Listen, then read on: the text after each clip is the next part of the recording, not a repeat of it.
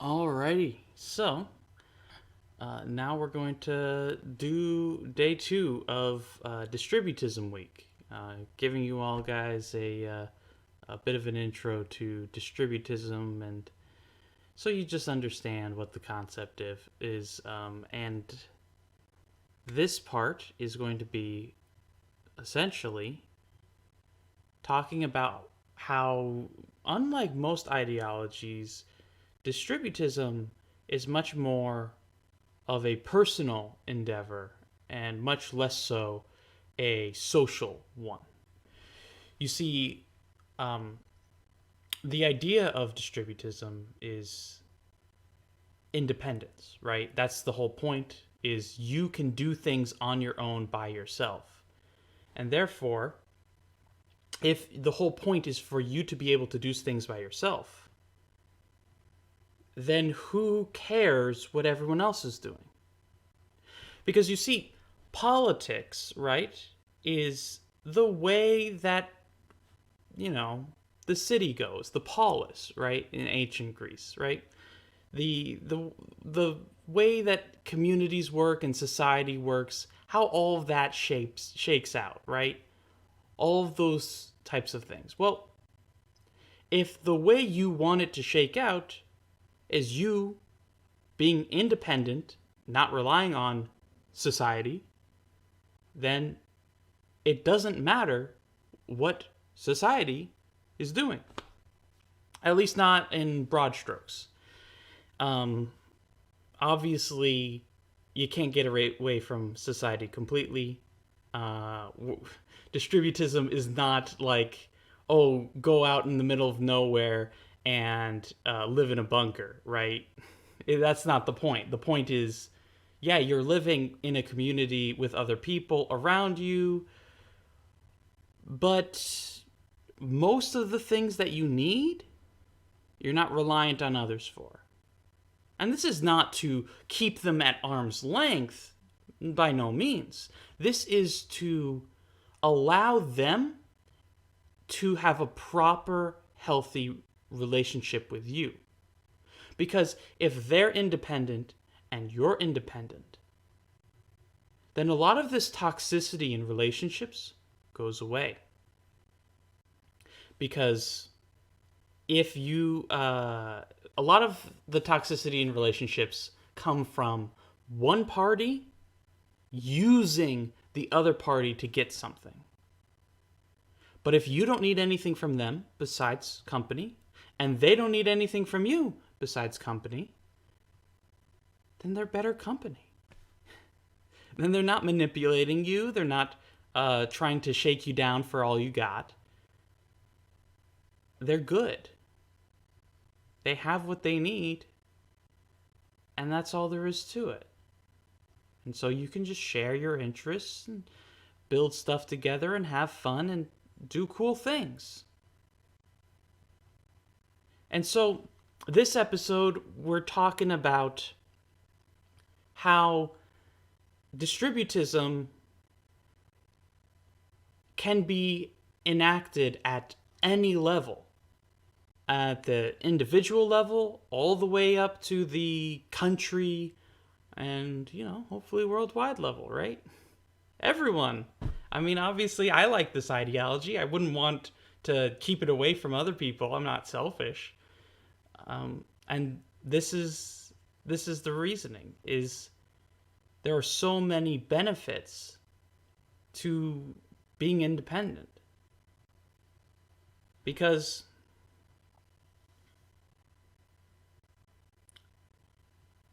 the government will always try to interfere with your life. Because precisely by calling themselves a government, they say that they have the right to govern you. That is, to tell you what to do, how to do it, and when and where you do it. To one degree or another, that's their job. And so, how are you supposed to be independent in a country like ours, for example, where you have a fair bit of freedom, but not a ton? Like, You have a lot of freedom. That is true. You do. But there's a lot of things you can't do. A lot of things you must do. And so, let's go through this. The point isn't to have absolute freedom without consequences, right? Because, as the saying goes, my freedom ends where your freedoms begin, right? Where I don't get to hurt you. That's outside of my realm of rights, outside of my realm of freedom. And that is kind of how you have to think about independence. Where you think of all the things that you're dependent on other people for. And think about all of the ways in which you have to change who you are and how you act in order to satisfy this necessary relationship. Let's take an example. Obviously, food. Everyone needs food. And if you don't grow your own food, which most people don't, I'm trying to fix that. I'm trying to start growing my own food, practice what I preach. But I'm not there yet. I still go to the grocery store and I get pretty much all my food there. I cook it all myself, or my wife does, and that's great, but, you know, I'm not growing it. And so, what does that mean? That means, for one, I have to go to the grocery store to actually get the food, right? Or pay someone to do it, which I'm too cheap to do that. No, but there's all these social things that go into going to the grocery store. For one, it's too far away for me to walk, so I have to drive. In order to drive, I need to have my license and my license plate. And, you know, that's regulation right there. Then, in addition to that, I also need to have insurance in case there's an accident. Because if I get caught driving without insurance, that's an issue. I have to, depending on where you live, either you have to have insurance or you have to have proof that you have enough money to pay for their car. And, you know, hey, I'm on YouTube, not on Forbes. So, yeah. Those are social constraints. Even just to go to the grocery store, to go anywhere. At least with a car. And then, once you're at the grocery store, there's a whole bunch of different etiquettes that you have to follow, right? I mean, there's the obvious silly ones, I could say, where like, oh, I can't go in my underwear. Well, like, duh, that's dumb.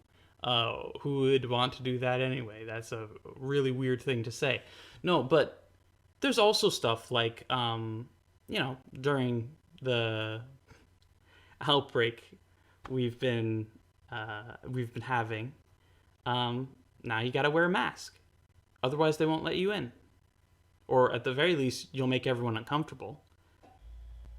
So there's that. There are a lot of expectations like that. Just to go to the grocery store. And not only are these things that I have to do, there's all of these things that other people have to do.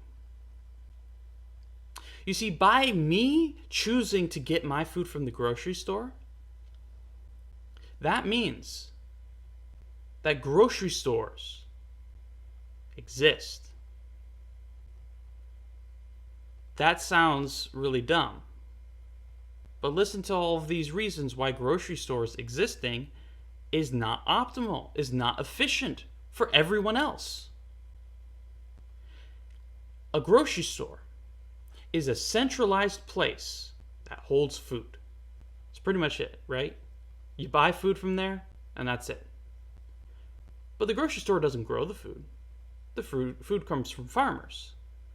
From farms all around the country, all around the world. And so I am asking people from around the world, hey, give me your food. I'll compensate you and pay for it and all that. But bring it all the way over here so that way I can drive over and get it.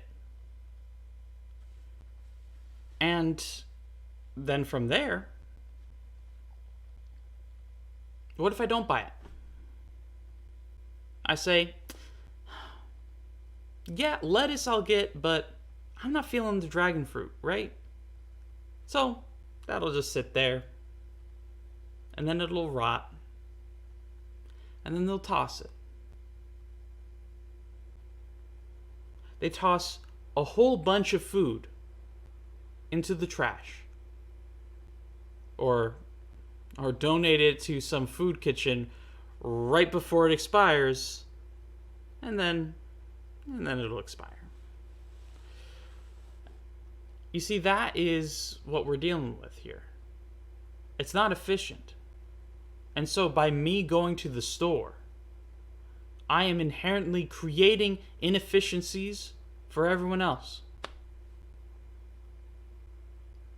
Now I'm paying them for those inefficiencies, and so they don't mind. But that's precisely because they are not distributists. They don't see that my dependence on them is hurting them. And their dependence on me is hurting them.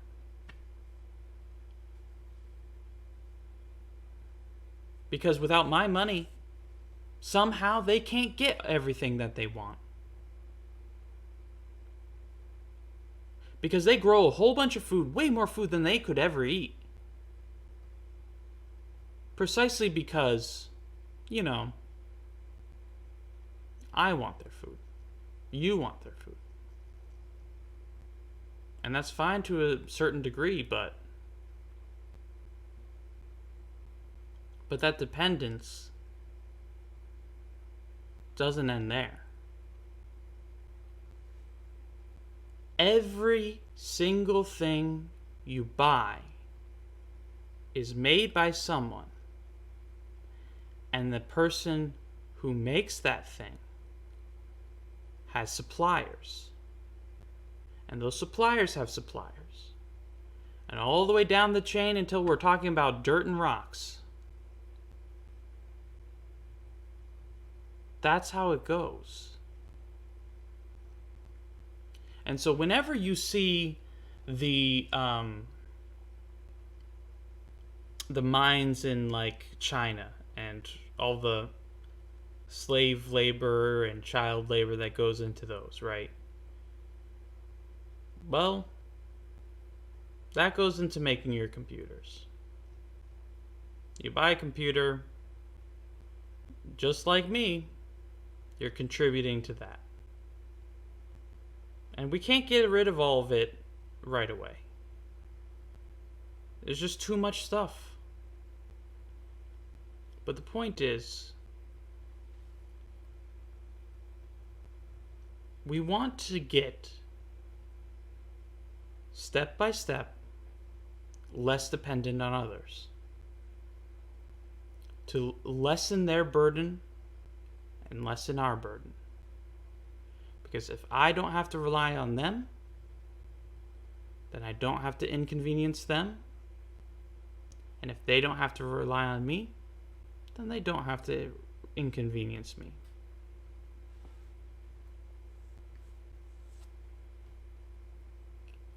Because the truth of the matter is, if I did grow my own food, which I plan to do, then I have the food right outside my door.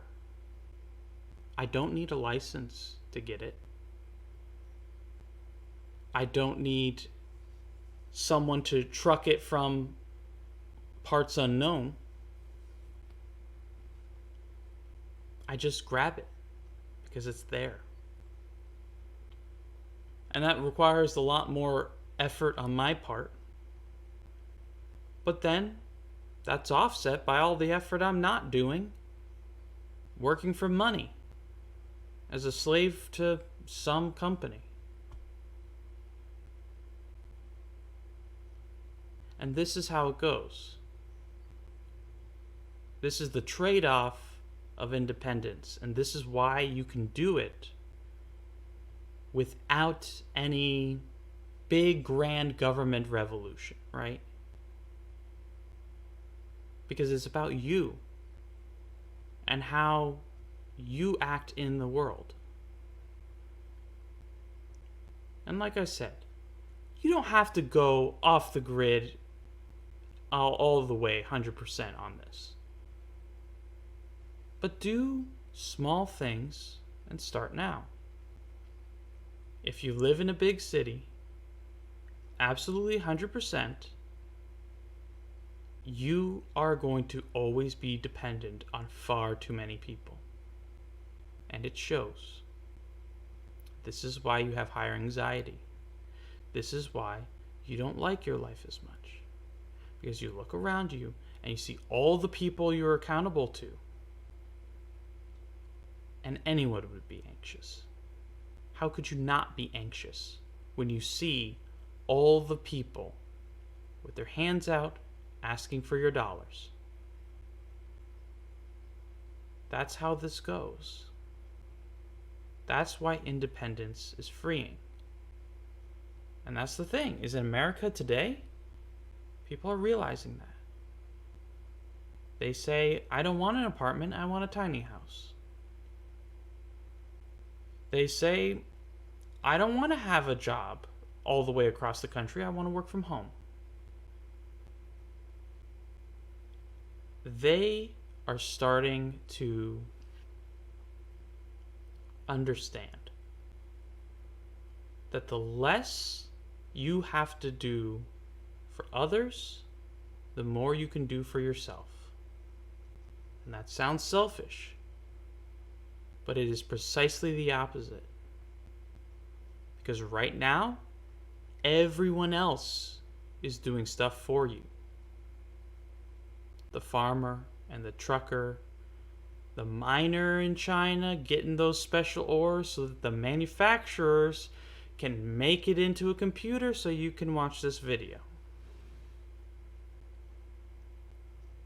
Everyone is working so hard just for you. But if you handle things for yourself, then not only are they able to, not worry about getting that stuff, but then they can focus on improving things in their own life more directly. Now, I've brought up a whole bunch of economics about this, which I bet a lot of you are not, are being probably a bit caught up on, where you say, oh, well, you're talking about disrupting the entire supply chain, yes, on an individual level, but I'm advocating a lot of people do this. So what are the consequences of this? What are the ramifications of this? And, well, hold on, we got a whole week. So, yeah, let's get into that tomorrow.